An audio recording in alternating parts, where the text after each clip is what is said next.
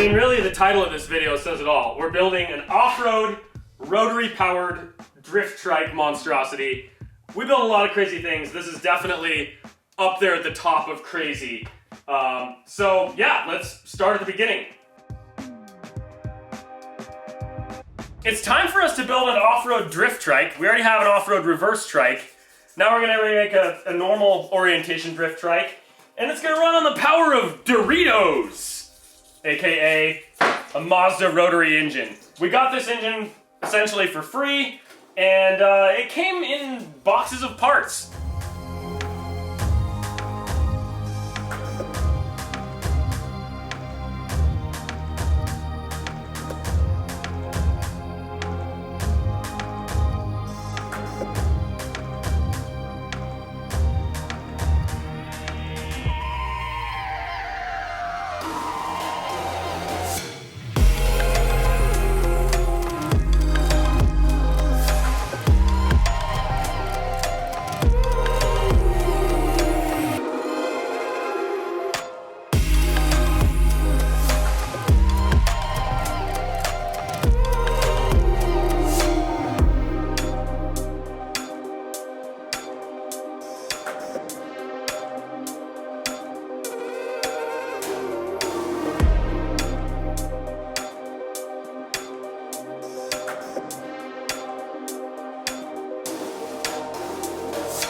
Yeah, we got a sandwich built out of these Dorito chips now, so got I guess I'd call this the block put back together, and now we're just gonna basically bolt everything on. That way when we you know, start working up some sort of frame for it, we know where the intake's gonna be, exhaust and all that. So a couple more bolt-ons, and then we gotta kind of figure out what we do next with the rear end and whatnot. So this part's almost done. We got some compression. I think it's the other side. So that's a good sign, I think. We didn't replace like all the internals. We're just gonna go with it the way it is, as you can tell from how pretty it is. That's gonna work for us for sure. This is a quality specimen here. Absolutely. Someone actually took the time to paint these while it was disassembled, so that's good. Got paint on all of the surfaces. Oh shoot. But you know, now it's got a rustic look. That's the flaked paint look to it.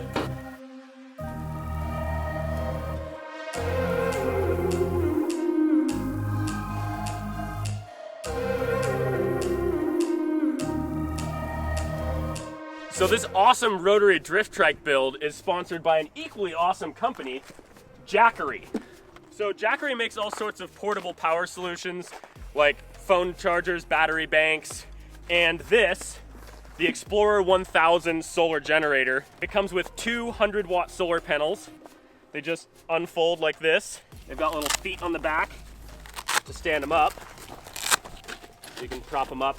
And then on the back, you've got a little compartment for your cables and such. Just plug that in there and start generating electricity from the power of the sun. So it's all very compact, portable, super user-friendly, easy to use. This thing's gonna be awesome for us when we go on trips to film stuff. We can charge everything from it. So this thing will be super handy during a power outage, which happens pretty often out here.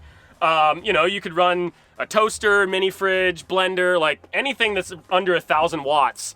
This thing will run it. And the lithium-ion batteries do lose efficiency in the cold, so we'd recommend keeping the generator inside. So Jackery is having a live product launch event on March 17th at 6 p.m. on all of their social media. They're going to be announcing all sorts of exciting new products, so definitely check that out. In the meantime, we've got this in the shop, and we're going to see how well it runs our big corded grinder.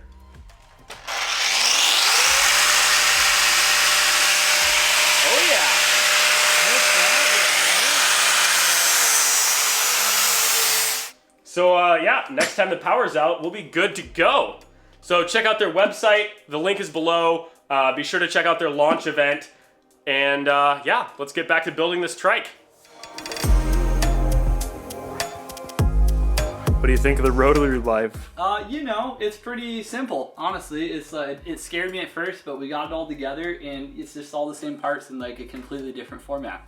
So it's all there now, and we know what we're working with. So now we could kind of work up some sort of frame, and it's gonna have like a ton of horsepower for a drift trike. So that's definitely what we're after. We'll be able to race it against the mower, and yeah, and we'll see what happens there, right?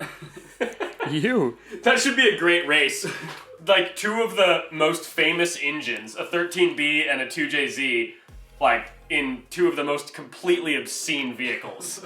It'll be good. Yeah, it's probably never happened. I would imagine. I'm guaranteed. Not happened before.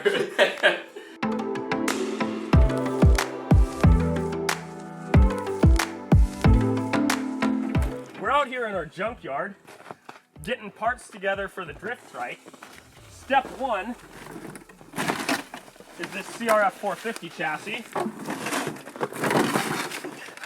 from which Sendy's engine originated. And we're gonna use the forks and front end off of this. This is a Subaru diff, Subaru rear diff, that we'll just kind of put in place of where the diff's gonna be, just to visualize how much space it'll take up, because this is, you know, about the size and style of diff we're gonna use. It's just probably not the exact one.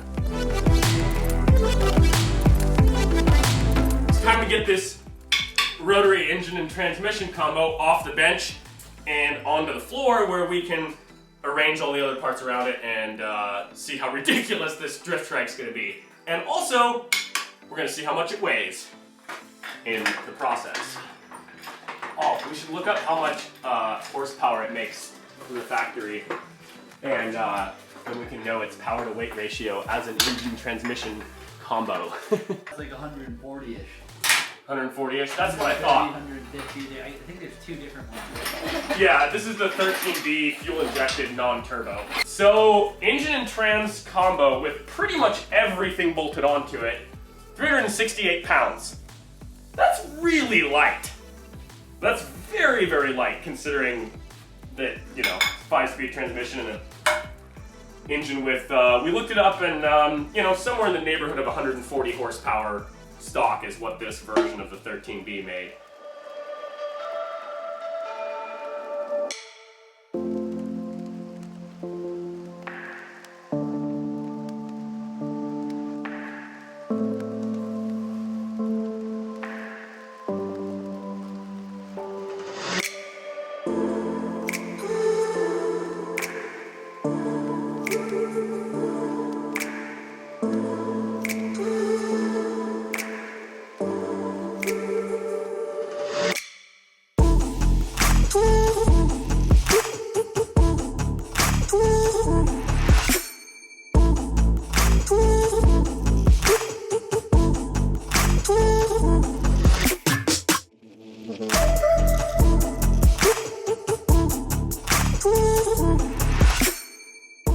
What do you think?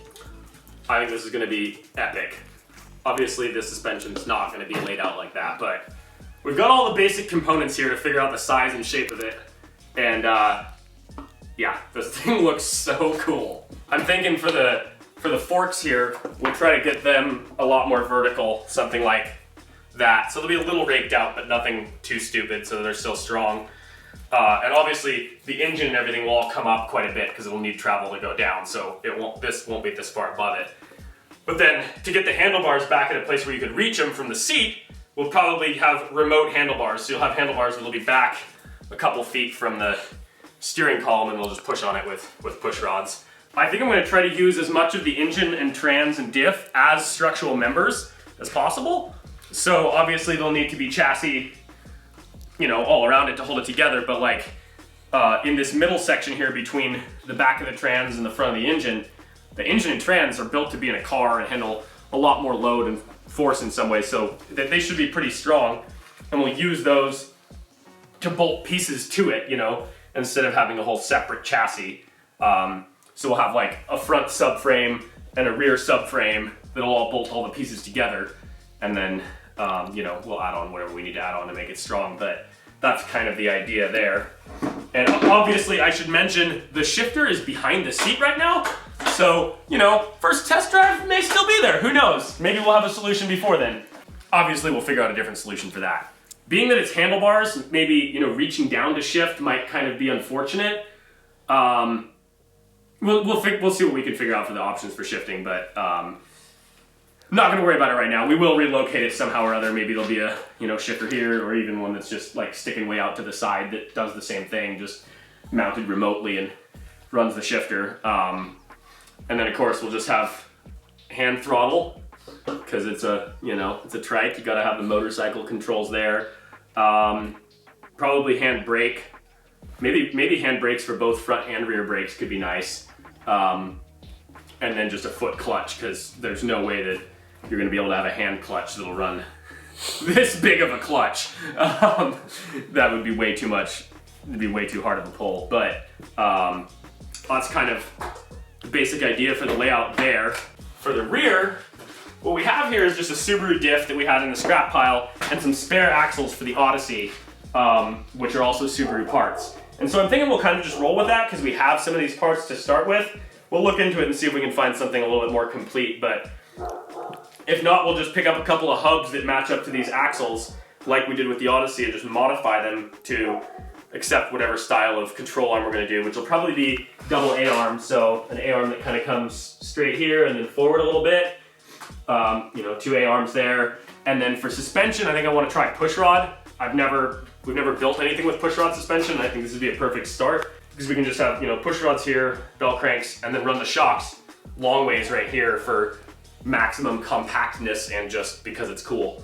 And then, of course, we'll have to have a gas tank, radiator, various odds and ends. Obviously, there's plenty of room for a gas tank right here behind the seat, or maybe hanging off the back, depending, and then probably a radiator somewhere here with a big fan on it, because that's a, relatively speaking, very big engine for this vehicle, and it's going to need a fairly sizable radiator.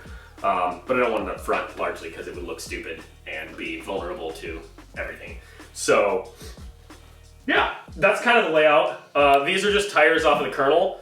I mean, obviously we're not going to use these because they're for the Colonel, but something about this size and shape I think would look really good. And then the front tire, we'll probably try to make that a lot wider and beefier in the future, but we'll just kind of, build it with what we've got for now.